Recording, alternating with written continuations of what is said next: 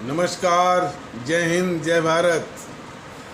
भारतीय अवाम ताकत दल अपने भारतीय भाई बहनों अर्थात अपने देश भारत की जनता अर्थात अपनी भारतीय अवाम से भारतीयता आधारित श्रद्धा, भारतीयता आधारित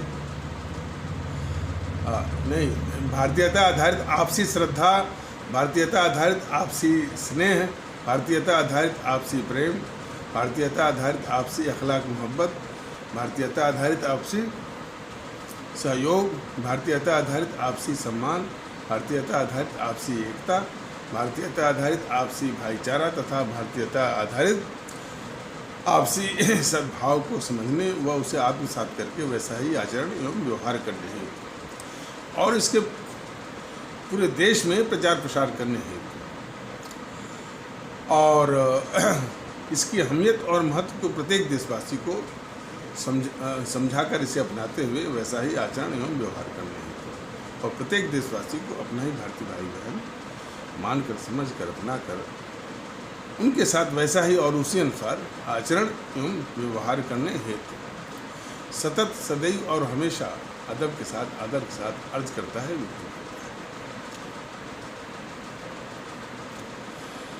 अब हम सभी लोग वही जो चीन के साथ तनातनी वाली स्थिति है और चीन को लेकर के इस देश की जो परम शत्रु है जेएनपीसी ने इस अपने मुल्क के साथ क्या व्यवहार किया है उसी का एक नज़रिया कुछ बताया गया है, कुछ आगे भी इस एपिसोड में बताया जाएगा। तो जिस चीनी सामान की यहाँ पर काफ़ी हुआ रहता है कि चीनी सामान बड़ा सस्ता है, तो उस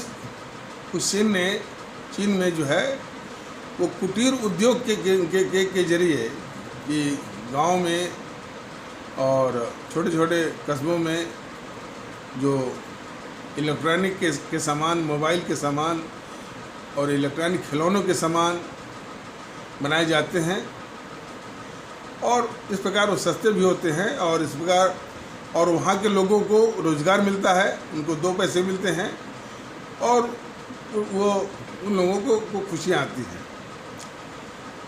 वही चीज़ यहाँ पर करना चाहिए था। हमारे तमाम गरीब या किसान या मज़दूर जो कि गांव में रहते हैं, यदि वहाँ कुटीर उद्योग का विकास किया गया होता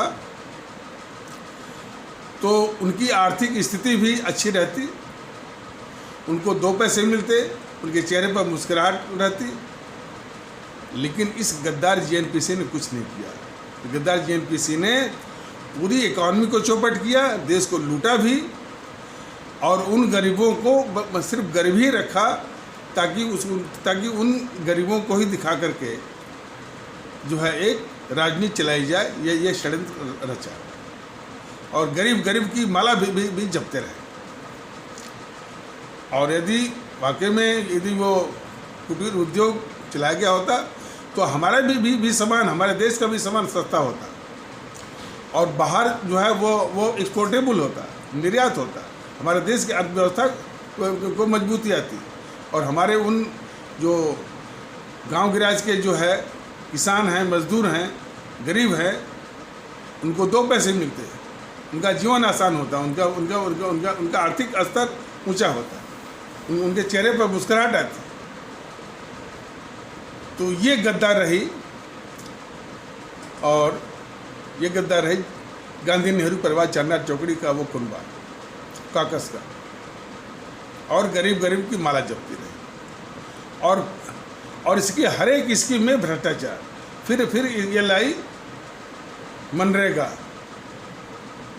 पहले तो वो नरेगा था, बाद में उसमें उस महात्मा गांधी का भी नाम, महात्मा तो नहीं करना चाहिए, उस गांधी का नाम जोड़ दिया गया और मनरेगा हो गया। और मनरेगा जो है जहाँ एक और ये भ्रष्टाचार का बहुत बड़ा अड्डा है और ये तमाम बातें आई हुई हैं, लेकिन कोई भ्रष्टाचार की जांच कराए तो ये मोदी ये जो कायर बैठे हैं उनके बस की बात नहीं है।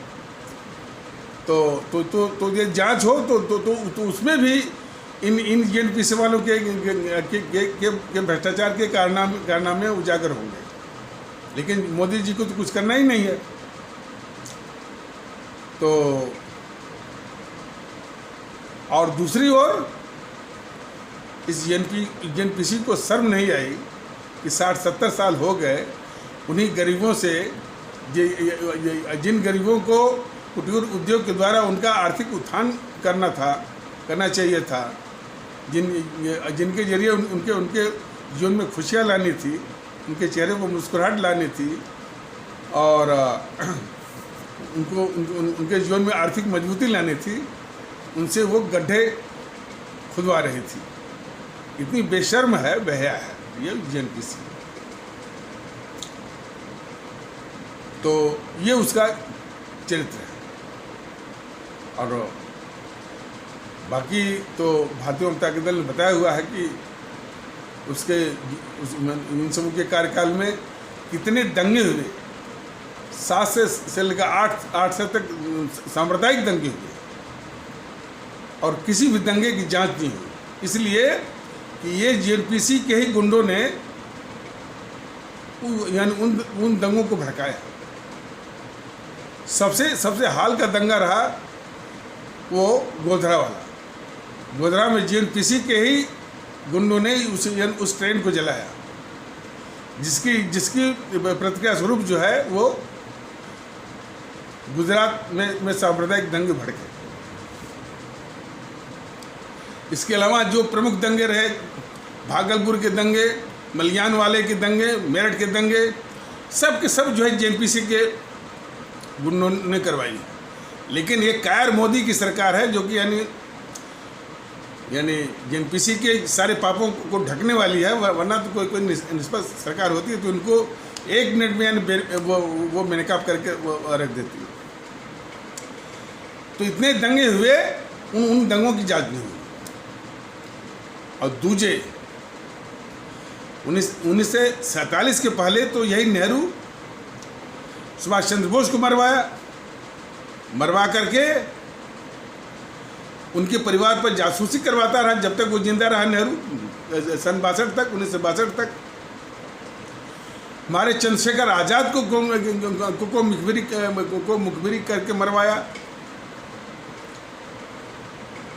और जब देश को बांट करके, जब सत्ता हथिया लिया, देश को बांट करके और मैंने पाकिस्तान बनवा करके जब सत्ता हथिया लिया, तो अब उसको इस मोहनदास करमचंद गांधी की ज़रूरत नहीं रही और ये मोहनदास करमचंद गांधी को भी मरवाया, मोहरा बनाया गोडसे को। और चूँकि उसकी जांच ही नहीं हुई, जांच होती तो पता वो चलता ना। और इसके बाद तो हत्याओं का दौर जरा देखिए। श्यामा प्रसाद मुखर्जी उसी नेहरू के मंत्रिमंडल में मंत्री थे, तो उनको जो है वो शेख अब्दुल्ला से मिलकर के वो जम्मू कश्मीर के जिलों में मरवाया। पंडित दीनदयाल उपाध्याय को वो इंदिरा ने मरवा करके वो मुगल सराय रेलवे स्टेशन के यार्ड में फेंकवाई। फिर उसी इंदिरा ने साजिश करके हमारे भूतपूर्व प्रधानमंत्री और लोकप्रिय प्रधानमंत्री लाल बहादुर शास्त्री को मरवाई। और अपने ही मंत्रिमंडल के सहयोगी रेल मंत्री श्री ललित नारायण मिश्र को मरवाई। नागरवाला एक जो है बहुत बड़ा बैंक घोटाला था, उस नागरवाला जो बैंक कर्मचारी को मरवाई। सिख भारतीय भाई बहनों को 6000 सरेआम कत्ल करवाया। और जो है और उस दंगे में उस दंगे में FIR तक नहीं वो लिखी गई। और हमारे सिख आस्था वाले भारतीय भाई बहनों में ये दुष्प्रचार किया कि हमने आपको नहीं मारा, वो हिंदुओं ने आपको मारा हुआ है। इस तरह की बात, झूठ जो है करने में बहुत शातिर है। वैसे तो बोल दिया था उसका राजीव कि जब कोई पेड़ गिरता है तो धरती हिलती है, और आज तक किसी को वो सजा नहीं हुई। और जो उसमें मेन भूमिका निभाया सज्जन कुमार, आज भी वो कांग्रेस में है, मुख्य सभाओं में भाग लेता है जेएनपीसी के। तो कभी वो सर छुपाता है, कभी मंच से उसको उतार देते हैं, कभी वो शामिल कर लेते हैं, सज्जन कुमार को भी और जगदीश टाटलर को। तो इस तरह से बहुत ही घातक किस्म की आपराधिक किस्म के ये संगठन है जेएनपीसी, और इस देश बहुत अपराध माने बहुत अभिशाप है इस देश की। लेकिन यह देखिए, ये तो अपने देश की जो भारत की आवाम है, हमारी आदरणीय भारतीय भाई बहन, उनको बताने का काम है। भारतीय आवाम ताकत दल ये निवेदन कर रहा है कि जहां एक और भारतीयता के माहौल को आगे बढ़ाइए, भारतीयता के आधार पर एकता, भाईचारा, सद्भाव, आपसी सम्मान, आपसी सहयोग को बढ़ाइए, और भारतीयता आधारित जो है मुल्क परस्ती, अवाम परस्ती, और अपने देश के लोगों से मोहब्बत कि ये सभी मेरे अपने भारतीय भाई बहन हैं। ये जज्बा, ये आचरण, ये व्यवहार, ये भावना, इसको आगे बढ़ाइए। दूसरी ओर जो देश के लिए सबसे अभिशाप है, पूरे इतिहास में ढूंढ डालिए, इससे बढ़ करके कोई इस देश का अभिशाप व दुश्मन नहीं है। ये इस देश का दुखड़ा रहा है कि देश के गद्दारों के प्रति जो है वो गुस्सा नहीं आता है, क्रोध नहीं आता है, लोग उसको गद्दार नहीं मानते। ये बहुत बड़ी कमी हमारे आदरणीय भारतीय भाई बहनों में है। मैंने सब में नहीं, कुछ तबकों में है कि इन गद्दारों को गद्दार नहीं मानते।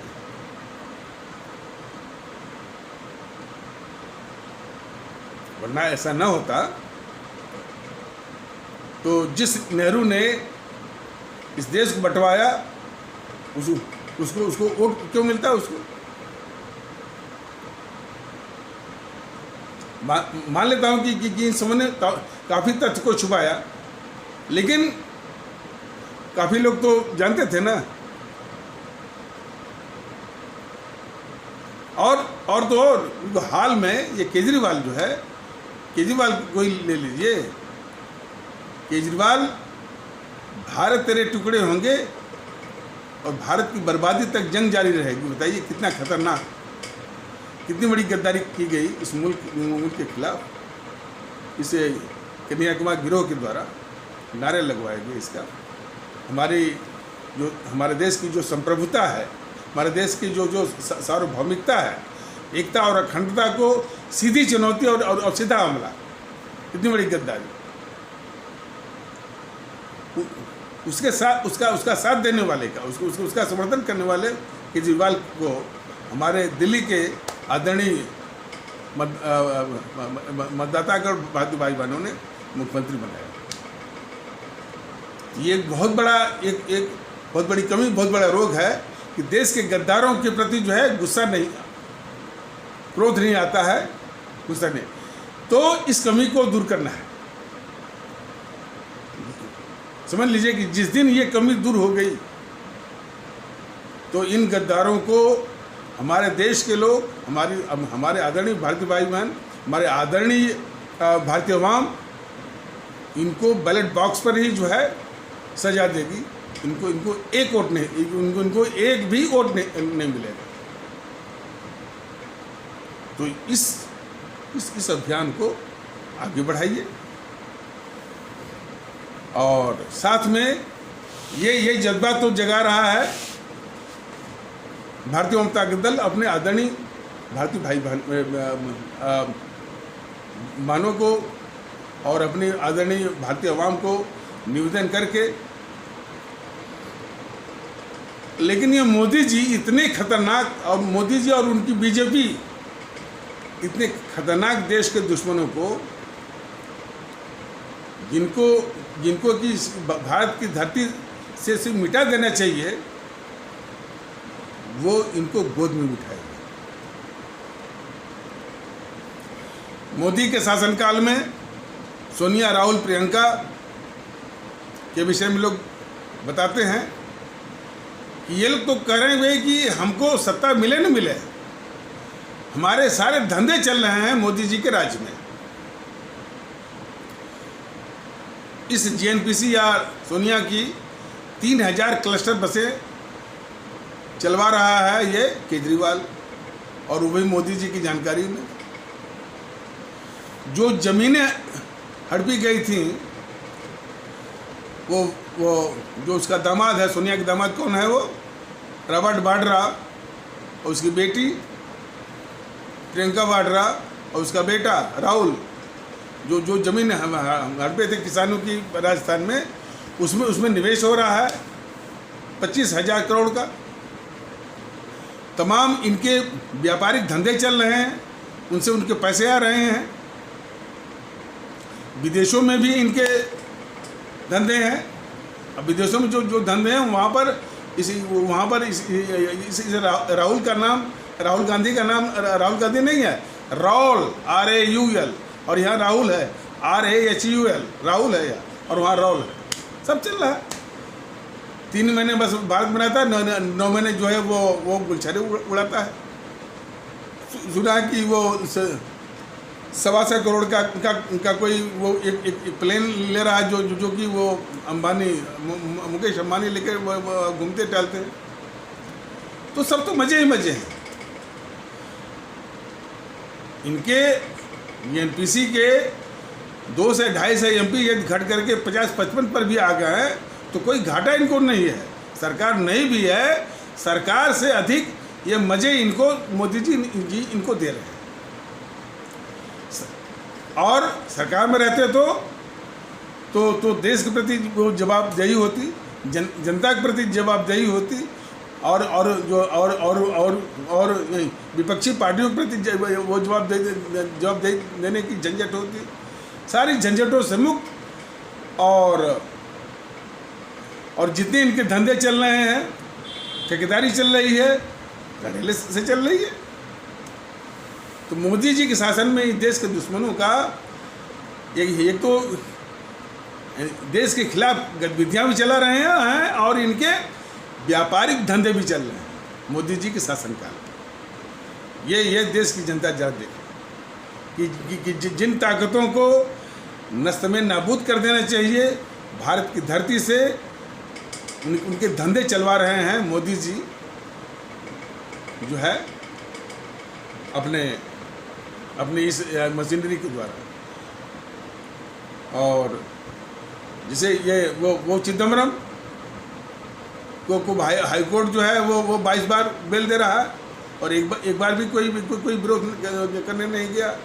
आज जेल, लोग कहते हैं जेल में गया भी, तो जेल में जो है स्वर्ग जैसी, या वो कोई कह रहा था शायद जो मयूर शेराटन जो होटल है उस जैसी सुविधाएँ। अब कुछ ही दिन रहा वो फिर बाहर हो गया, और तमाम वो उसके वक्तव्य आ रहे हैं। जो चिदम्बरम माने कि जो भ्रष्टाचारी है, जो जिसने इस देश को लूटा है, वो वक्तव्य दे रहा है, इकानमी पर वक्तव्य दे रहा है। उस वक्तव्य को NDTV वाला, News 24 वाला, आज तक वाला दिखा रहा है। जिस कपिल सिब्बल को PFI ने वो सैकड़ों करोड़ रुपया दिया, वो कपिल सिब्बल जो है वो उपदेश दे रहा है, और उस उपदेश को सारे चैनल वाले, लल्लन टॉप वाले, सारे जो देश विरोधी पत्रकार हैं उनका इंटरव्यू ले रहे हैं, और वो फैला रहे हैं टीवी चैनलों पर भी और यूट्यूब पर भी।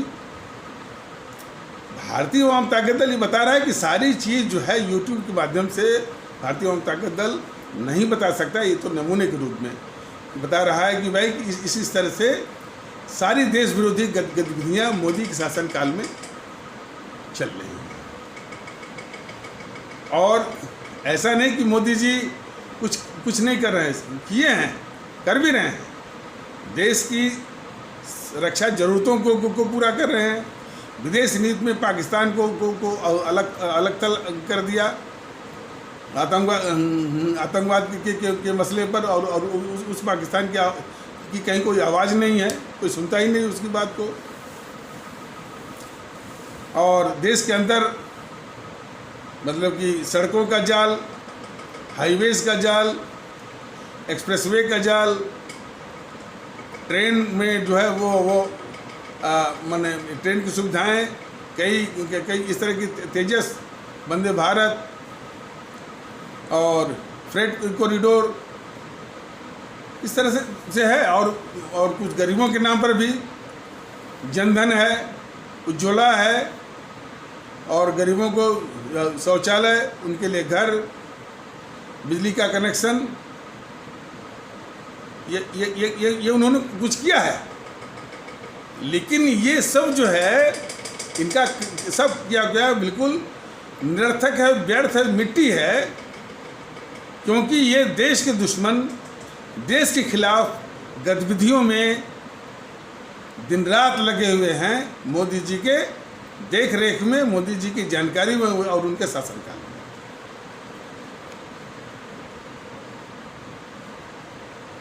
किसी को यदि भोजन करा भी दीजिए और वो हमेशा इस भय में पलता रहे कि पता नहीं कि मेरा क्या होगा, कब हमको उड़ा दिया जाएगा, तो वो क्या जिएगा।